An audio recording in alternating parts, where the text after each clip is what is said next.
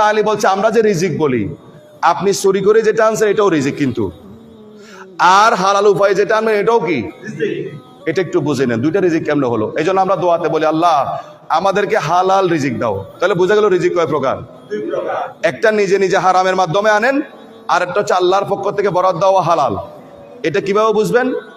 মওলা আলী একবার তার বাহন নিয়ে একদিকে যাচ্ছিলেন, হঠাৎ করে কেনার হাজতের প্রয়োজন হয়েছে।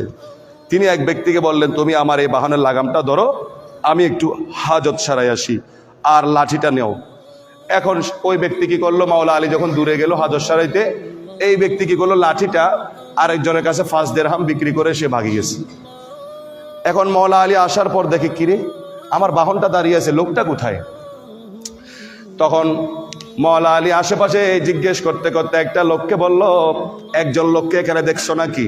বলে লোককে দেখি নাই, একজন লোক আমার কাছে একটা লাঠি বিক্রি করেছে। কত? 5 দিরহাম। লাঠিটা আমার, তোমাকে আমি 5 দিরহাম দিচ্ছি, আমাকে দিয়ে দাও।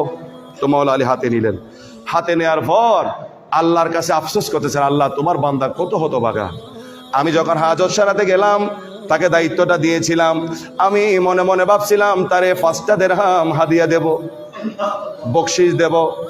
এখনো বরাবর 5 দিরহামই পেয়েছে, ঠিক কিনা? আমি যত দেওয়ার কথা ছিল ততই, কিন্তু পার্থক্য হলো আমি দিলে সেটা হতো হাদিয়া, আমি দিলে সেটা হতো হালাল, আর এখন নিজে নিজে যেটা নিয়েছে সেটা কি হয়েছে? এই জন্য রিজিক 2 প্রকার। আপনি কারো পকেট থেকে নিলেন, এটাও রিজিক।